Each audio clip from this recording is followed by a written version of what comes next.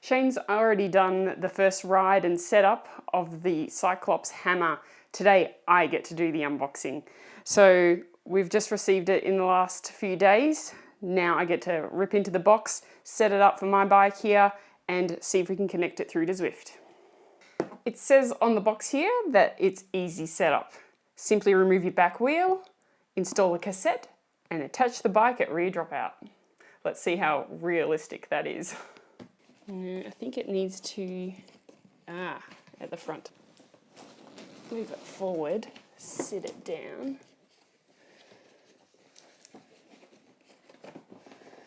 No, it doesn't.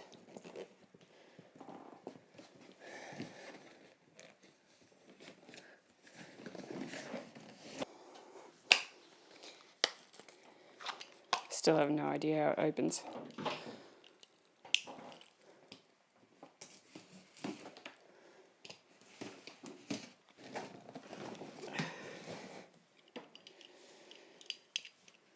More tape.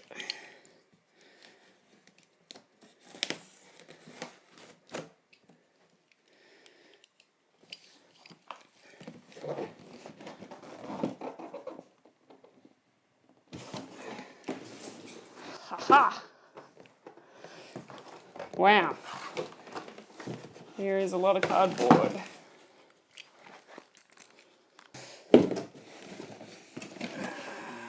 Looks like there's some packaging and cords. Power plug, secondary power plug, and power pack. Pretty standard. That looks like it all plugs in to the unit. Let's have a look at the unit. Oh, it comes in a big plastic bag.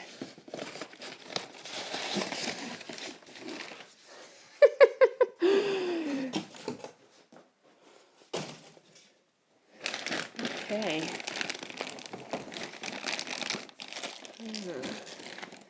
There's also some adapters. These look like axle adapters.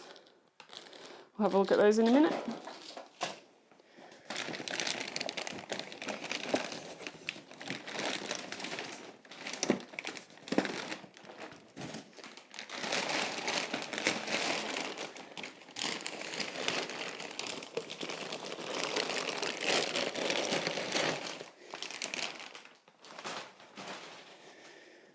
Okay, it's got stickers. Oh, it's all metal. All of it. Here's where the cassette goes. You can see some of the internal workings in there. You can see some of these legs. They're supposed to fold out. So it says on the packet. Let's try see how these work.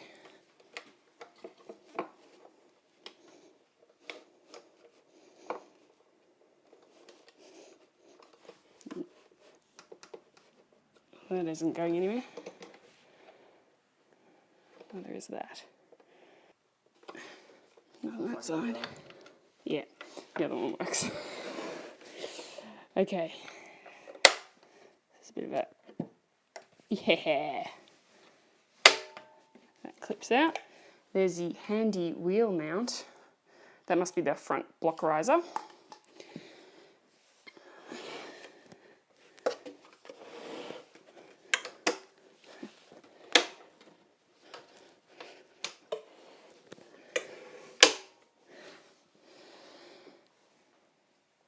Okay, those are the legs for it. I haven't seen a skewer. No skewer, no cassette. They did say I needed to set up a cassette onto here, so I've got to go find one now.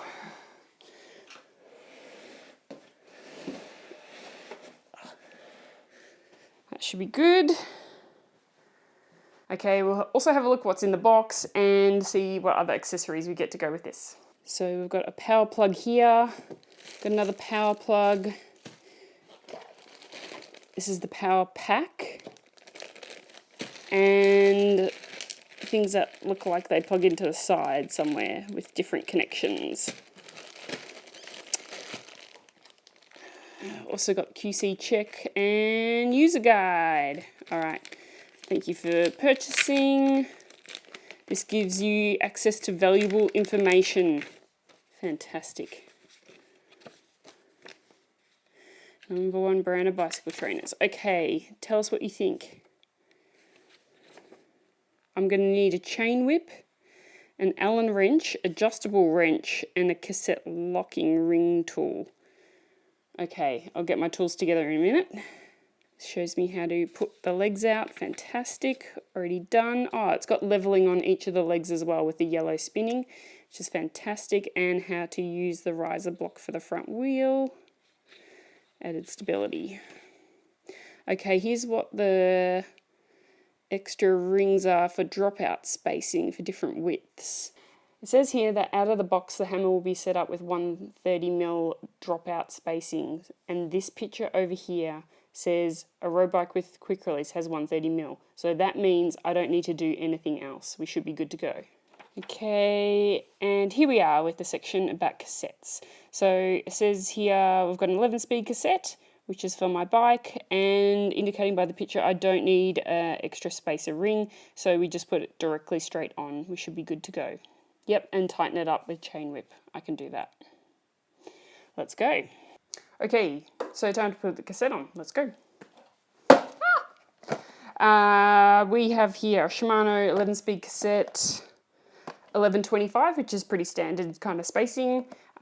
This trainer comes with the lock ring on there, the spacer ring on there already.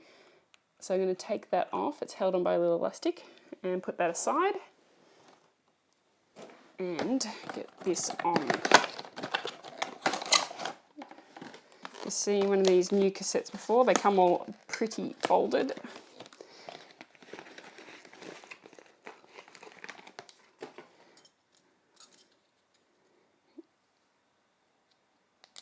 You take the first couple off. Then my understanding is you slide the back piece of plastic off and then align it. Oh, it's perfectly aligned.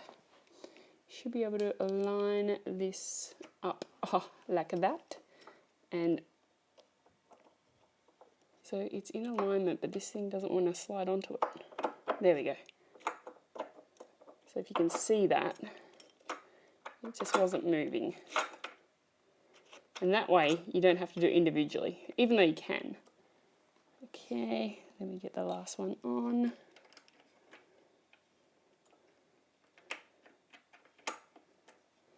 And then you can hand screw this on and then tighten it with the chain whip. And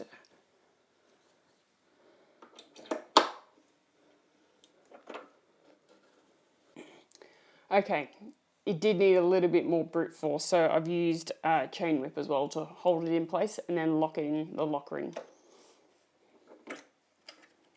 Now we're good to go. Alright, so now we need a skewer. Here's one I found earlier. It's from one of the graveyards over here. And we'll put this onto the actual trainer. It's a nice and sturdy skewer. The nut end goes on the side of the cassette.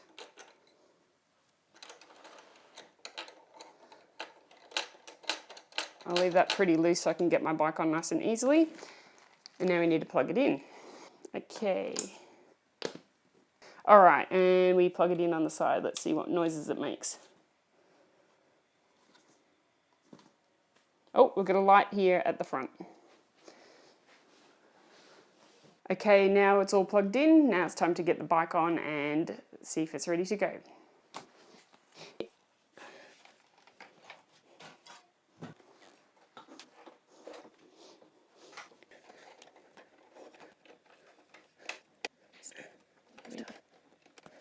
Okay, that should be nice and tight. Give the pedals a spin. There we go. Alright, let's jump on and see how it goes.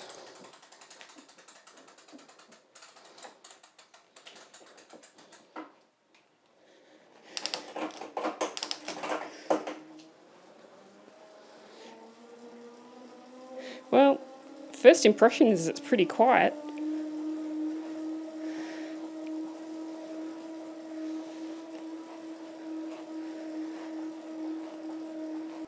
Okay, so now we need to get up the control screen in Zwift to pair devices. First one is controllable trainer. We'll search for that. And the first one that comes up is Saris. Saris makes the hammer trainer, so that's the one we select. Next one is power source. We're selecting the Saris power source for Zwift. Click OK, and now we should be good to go.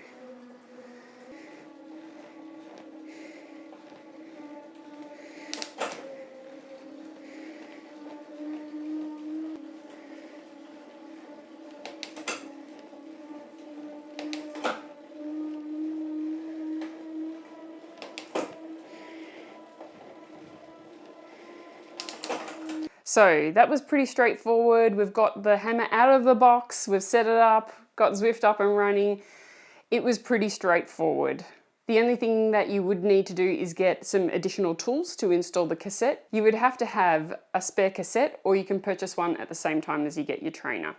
If you're not confident with doing that install and don't have those tools, you could get the shop to do that when you purchase it at the same time. So for further things like calibration, firmware updates, other details about the hammer, there'll be a link below for you to read up on that and watch other videos. Thanks for watching, and we'll see you next time.